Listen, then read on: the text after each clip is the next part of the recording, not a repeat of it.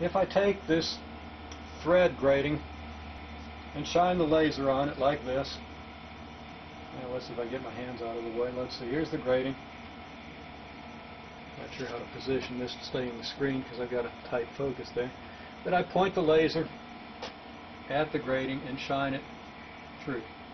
We see the image on the paper there, and we see that the beam is kind of blurred out compared to what it is if the grating isn't there. Now if I move the grating a large distance away,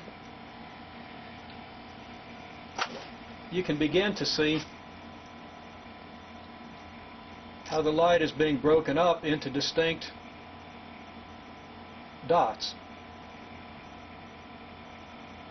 Okay, hopefully you can see that.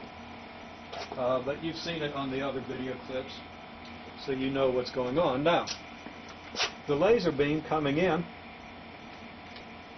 from this direction along these arrows is presumably coming in perpendicular to the slits, to the plastic slide with the slits between the threads. So this would be a section of thread here, and this is the section between the thread. Then another section of thread. We'd have another section between the thread, and so forth. Okay, the plane of the wave is like this.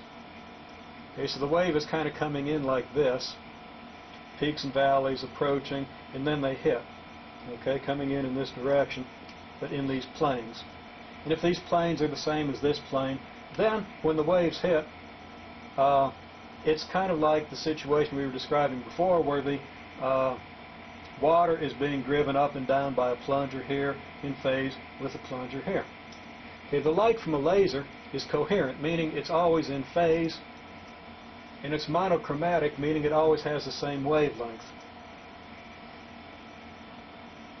When these waves strike, the electric and magnetic fields that make up the wave are driven into what's analogous to an up-down motion here and an up-down motion here, which creates more waves coming out from both of these points.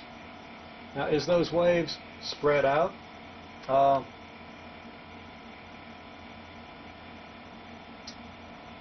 they spread out in all directions.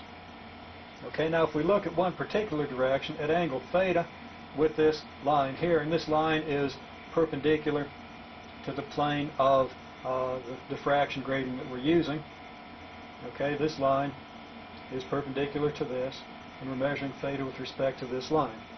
And we're imagining that there's some point that's very far away compared to this slit separation at which these two rays are going to converge.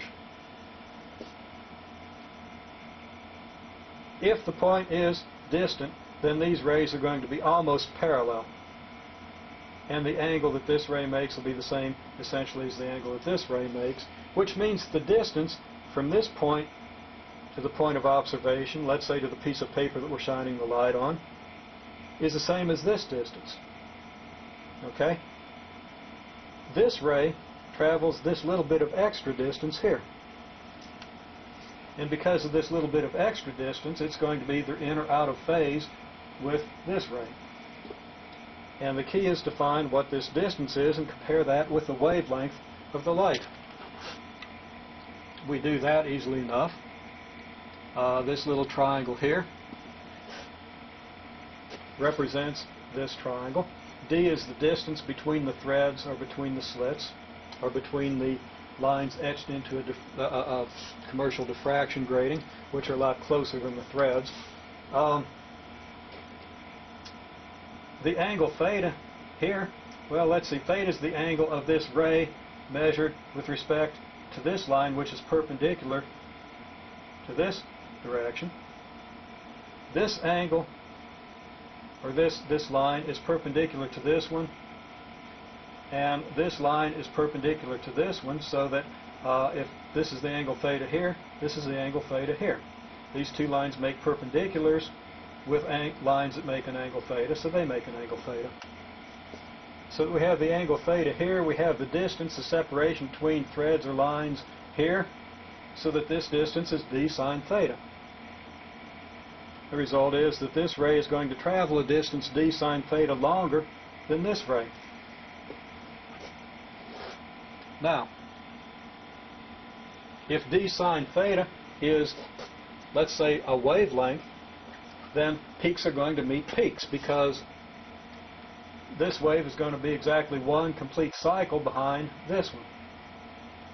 And if there's a peak here, there's going to be a peak here. If there's a valley here, there's going to be a valley here. Or if this distance is two complete cycles, then peaks will still be matched up with peaks and valleys with valleys. However, if this distance is half of a wavelength, then a peak of this wave will match a valley of this wave, and the waves are going to cancel out. And that gives us the pattern that we've seen. Now the condition, if d sine theta is 1 or 2 or 3 or in general n times the wavelength of the light, peaks are going to meet peaks.